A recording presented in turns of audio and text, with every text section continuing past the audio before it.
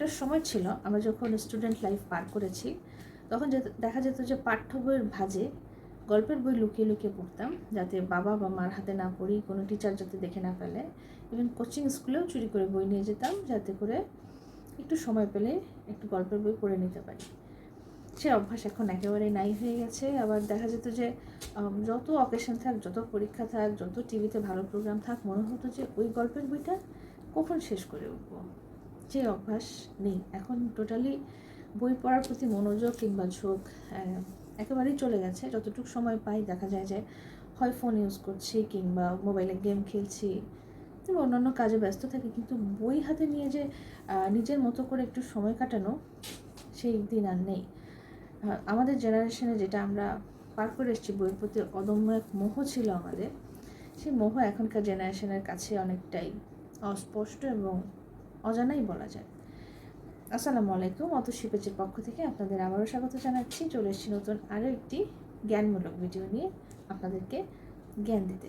তো যাই হোক, বইয়ের কথা যখন এলোই, তখন হুট করে মনে হলো যে হাতে একটু সময় আছে, একটু বই পড়ে নিই। কিন্তু দেখা যায় বই নিয়ে দু এক পৃষ্ঠা উল্টে আর বই পড়ার ইচ্ছা থাকছে না। অথচ একটা সময় যে বললাম যে স্টুডেন্ট লাইফে কীভাবে বই অ্যারেঞ্জ করব, এই কোন বইটা নতুন এসছে, তিন গোয়েন্দা হোক, চিলার হোক, হুমায়ুন আহমেদ হোক, প্রচুর বই পড়েছি। তখন মনে হতো যে কীভাবে বই অ্যারেঞ্জ করা যায়, কীভাবে বই ম্যানেজ করা যায়, কার কাছে নতুন বই আছে কিংবা কোন লাইব্রেরিতে ভালো ভালো বই পাওয়া যাচ্ছে, এগুলো নিয়ে খুব টেনশন ছিল। ইভেন আমার মনে আছে আমি যখন ইউনিভার্সিটি লাইফে প্রথম বর্ষে পড়ি, তখন ভ্রাম্যমাণ লাইব্রেরি, বিশ্ব সাহিত্য কেন্দ্রের ভ্রাম্যমাণ লাইব্রেরির সদস্য হয়ে প্রতি সপ্তাহে একটা বই পড়তাম। এই জন্য অধীর আগ্রহে অপেক্ষা করতাম। সেটা খুব বেশি দিন আগের কথা না, কিন্তু এখন কেন যেন একদমই বই নিয়ে বসতে পারি না এবং সে অভ্যাসটা দিন দিন আরও কমে যাচ্ছে।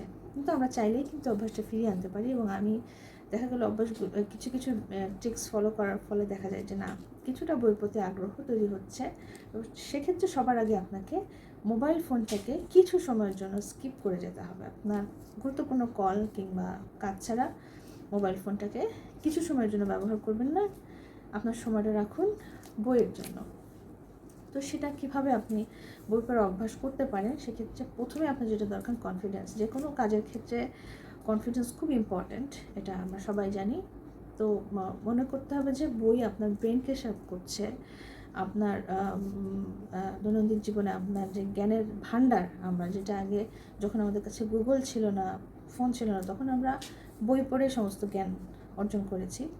তো সেই বিষয়টা মাথায় রেখে আপনাকে প্রচুর কনফিডেন্ট হতে হবে যে না, বই পড়ে সত্যিকার অর্থে জ্ঞান অর্জন করা সম্ভব। জ্ঞান, বিনোদন বা যাই বলি আপনার, সাময়িক বা দীর্ঘ সময়ের জন্য আপনার যে মানসিক প্রশান্তি এবং সময় কাটানোর ভালো অনুষঙ্গ হিসেবে যে বই, সেটা আপনাকে মনে রাখতে হবে এবং আত্মবিশ্বাস নিয়ে বসতে হবে যে না, আমি এই বইটা শেষ করতে পারবো, কিংবা এই বইটা অবশ্যই আমার পড়া উচিত, আমি পারবো বইটা শেষ করতে এই সময়ের মধ্যে।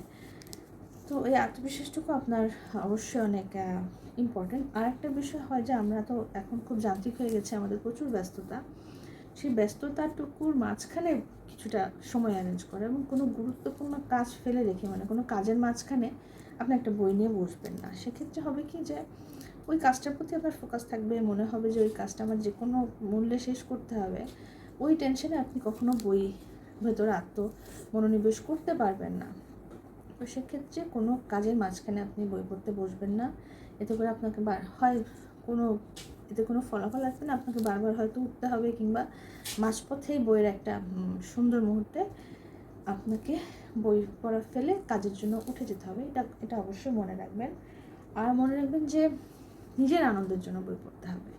এটা ওই অমকে পড়ছে তমকে পড়ছে, কিংবা বইটা আমার পড়তেই হবে, সবাই পড়ে ফেলছে, এটা মনে করে কখনো বই পড়া যাবে না। নিজের আনন্দ, নিজের আত্মতুষ্টি, তৃপ্তির জন্য বইটা পড়তে হবে। এবং মনে রাখবেন যে বই সবসময় এমন বই নির্বাচন করবেন যেটা আপনার বুঝতে কিংবা সময় উপযোগী বই। যে ধরেন খুব মাথা হ্যাং হয়ে যাচ্ছে, আপনি কোনো সহজ প্রাঞ্জল কোনো বই বেছে নিতে পারেন, যাতে করে আপনার কনসেন্ট্রেশন রাখা সহজ হয়। আস্তে আস্তে যখন অভ্যাসটা আবার বিল্ড আপ করে যাবে, সেক্ষেত্রে আপনি বই নির্বাচনের ক্ষেত্রে নিজের ইচ্ছাকে প্রাধান্য দিতে পারবেন। আর একটা যে বিষয় আছে যে একদিনের মধ্যে একটা বই শেষ করে ফেলতে হবে, কিংবা আমার হাতে 1 ঘন্টা সময় আছে, আমি কোনো রকমে বইটার উপর চোখ বুলাই গেলাম কিংবা তাড়াহুড়ো করে বইটা পড়ে ফেললাম, এরকমটা করবেন না। সেক্ষেত্রে যদি আপনার হাতে সময় কমই থাকে তো আপনি অল্প সময় বের করে রাখবেন এবং অল্প অল্প করে বই পড়তে পারেন। সেক্ষেত্রে বড় একটা বই আপনি দীর্ঘ সময় ধরেও পড়তে পারেন যদি আপনার মনোযোগ ঠিক থাকে। আর যে কোনো বই একটু একটু করে পড়লে দেখবেন যে না, আপনার মাথার উপর চাপ থাকছে না, আপনি রিল্যাক্স হয়ে বইটা পড়তে পারছেন এবং আস্তে আস্তে দেখা যাবে যে প্রতিদিন একটু একটু করে সময় বাড়াতে পারে, তো আপনার বইয়ের প্রতি একটা মানে নেশা বা বই পড়ার ইচ্ছাটা আস্তে আস্তে গ্রো করবে। আরেকটি বিষয় আমি যেটা অ্যাপ্লাই করে দেখেছি, যে আমরা যেমন সিনেমা দেখতে বসি ফ্যামিলি বা নিজে নিজে, তখন যেমন সাথে কিছু খাবার নিয়ে বসি, যে ভাল লাগতেছে খাইতেছি আর দেখতেছি, একটা আলাদা একটা চার্মিং বিষয় থাকে। তো আপনি যদি বই পড়তে পড়তে সাথে এক কাপ কফি বা চা, পপকর্ন, বিস্কিট, চানাচুর বা যাই হোক, আপনি একটু খেতে খেতে যদি বই পড়েন, বিশেষ করে মিষ্টি খাবার জাতীয় জিনিস দেখেছি যে খেতে খেতে বই পড়তে বেশ আরাম লাগে। আপনি চেষ্টা করে দেখতে পারেন যে কিছু একটা খেতে খেতে আপনি যদি বইটা পড়েন, দেখবেন যে আপনার কনসেন্ট্রেশন ভালো দিতে পারছেন। সেক্ষেত্রে আগেও যেটা বললাম যে সহজ বই অবশ্যই বেছে নিতে হবে। আর কখনো একটা ভুল করবেন না যে খুব গ্যাদারিং স্পেস বা বাসার মধ্যে প্রচুর মানুষজন হই হুল্লোড় রয়েছে এমন জায়গায় বই পড়বেন না। আপনাকে সবসময় মনে রাখতে হবে এটা বই পড়ার জন্য একটা নিরিবিলি জায়গা প্রয়োজন। সম্ভব হলে সেটা আপনার কোনো প্রিয় জায়গা বা আপনার নিজের ঘরের কোনো বেস্ট কর্নারে বসে আপনি যদি বই পড়তে পারেন, তো সেক্ষেত্রে আপনার বই পড়ার কনসেন্ট্রেশন দেওয়া অনেকটা সহজ হবে। ইভেন এমন হতে পারে যে ধরেন খুব প্রিয় একটা মোমেন্ট, আপনি একটু হালকা সফট মিউজিক ছেড়ে দিলেন, কিংবা বাইরে বৃষ্টি হচ্ছে, আপনি জানালার পাশে বসে যদি বই পড়তে পারেন, তো দেখবেন এটা একটা আপনি কোন সুদূর আগের দিনে ফিরে যেতে পারবেন, যে না আমি এক সময় বাড়িতে সবাই ঘুমোচ্ছে কিংবা বৃষ্টি পড়ছে, আপনি ঘরের এক কোণায় বসে বসে বই পড়তেন, ঠিক তেমন একটা ফিলিংস আপনার মাঝখানে আসবে। আর আপনি যখন আপনি বাইরে যাবেন যখন, কিংবা চলতি পথে, সবসময় ব্যাগের ভেতর একটা বা দুটো বই রাখবেন। তাতে করে হবে কি, ধরেন জ্যামে পড়ে গেছেন কিংবা আপনার গন্তব্যে পৌঁছাতে আধা ঘন্টা 1 ঘন্টা সময় লাগবে, সেইটুকু সময়টুকুতে আপনি বইতে চোখ বুলিয়ে নিতে পারেন। এই জিনিসটা আমি দেখেছি যে খুবই কার্যকর এবং এটা খুব ভালো মনেও থাকে। বাইরের পরিবেশে বই পড়লে আপনার বাইরের কোলাহলটাও আপনার কানে লাগছে না, আপনি বই পড়তে পড়তে আরামসে আপনার গন্তব্যে পৌঁছে যেতে পারছেন। আরেকটি বিষয় যেটা সবসময় ইম্পর্টেন্ট, যে বই থেকে আমরা একটা সময় দেখতাম যে ছোটো ছোটো নোট রাখতাম, যেটা জানতে পারা বা বই দাগিয়ে দাগিয়ে পড়তাম। তো অনেক কিছু দেখা যায় যে বইতে এমন কোনো ইনফরমেশান থাকে যেটা আপনার কাছে খুব ভালো লাগে বা এটা জানার জন্য ভালো। সেক্ষেত্রে আপনি ছোটো একটি নোটবুক রাখতে পারেন সাথে, বা একটা ছোটো ডায়েরি যাকে বলি। তাহলে কি হবে যে আপনার মানে ছোটো ছোটো টুকে রাখবেন বিভিন্ন বিষয়, যেটা আপনার ভালো লেগেছে বা যে জিনিসটা আপনি একদমই জানতেন না, অজানা একটা বিষয়। দেখবেন আস্তে আস্তে আপনার নোটবুকটা যখন ভরতে লাগবে, তখন মনে হবে যে না, বই পড়াটা আসলেই আনন্দের বিষয় ছিল, এটা তো পড়লে অনেক কিছু জানা যাচ্ছে, যেটা আপনি অনেকদিন মনে রাখতে পারছেন। তো এই বিষয়গুলো যদি আস্তে আস্তে একটু মেনটেন করা যায়, আমার মনে হয় যে আমাদের পক্ষে বই পড়ার অভ্যাসটা আবার ফিরিয়ে আনা সম্ভব। আমরা সবসময় দেখা যায় যে এখন শ্রেণীকক্ষের বইগুলো পিডিএফ আকারে পাওয়া যাচ্ছে, যে কারণে যে আমাদের যে হাতে বই নিয়ে পড়ার অভ্যাস চলে যাচ্ছে, আমরা কম্পিউটারে খুব ইজিলি একটা বই নামিয়ে পড়ে ফেলতে পারি।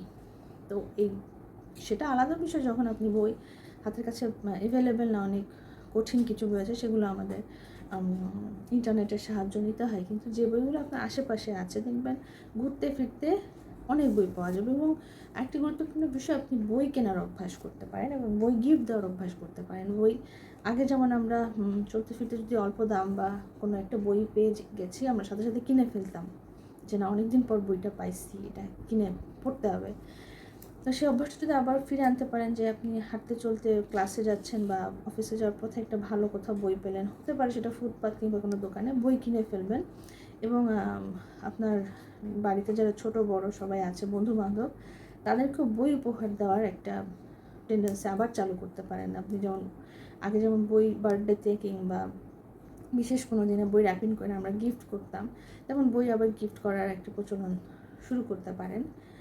আর আরেকটা কথা, যে অনেকেই আমি দেখেছি যে বই পড়া নিতান্ত সময় বের করতে পারে না। এটা আসলে সত্য যে এত যান্ত্রিক জীবনে সময় বের করা খুব কঠিন। তারা এখন যে অডিও বুকের যে প্রচলনটা শুরু হয়েছে, আপনি চাইলে অডিও বুক শুনতে শুনতেও অনেক কাজ করতে পারেন। যেক্ষেত্রে আপনি যদি হাতে নিয়ে বই পড়ার সময় না পান, বিভিন্ন কাজের ফাঁকে, রান্না বান্না কিংবা অনেক কাজের ফাঁকে কিন্তু অডিও বুক শুনতে শুনতে সময় কাটানো যায়, বা এটা ভালো বিনোদনের একটা উৎস হতে পারে। তো আপনি এই বিষয়গুলো চেষ্টা করে দেখতে পারেন যে আস্তে আস্তে বই পড়ার অভ্যাসটা ফিরিয়ে আনা যায় কি না। কারণ বইয়ের মতো ভালো সঙ্গী আপনার জীবনে আর কিছু হতে পারে না। সো বই পড়ার অভ্যাস রাখুন, এটি আপনার ব্রেনকে অনেক শার্প করবে। আপনার যদি ভুলে যাওয়া রোগ থাকে, যাদের ভুলে যাওয়া রোগ আছে, খুব তাড়াতাড়ি সব কিছু ভুলে যান, তাদের জন্য বই পড়া খুব ভালো একটি উপায় এই ভুলে যাওয়া রোগ থেকে বাঁচার জন্য। তো আজ আর কথা বাড়াবো না, বেশি বেশি বই পড়ুন, আপনার কাছের মানুষদেরকে বই গিফট করুন এবং বইয়ের সেবা যত্ন করুন। আজ এখানেই শেষ করব। চলে আসবো নতুন আবার কোনো ভিডিও নিয়ে। ততক্ষণ পর্যন্ত ভালো থাকুন, সুস্থ থাকবেন। ধন্যবাদ।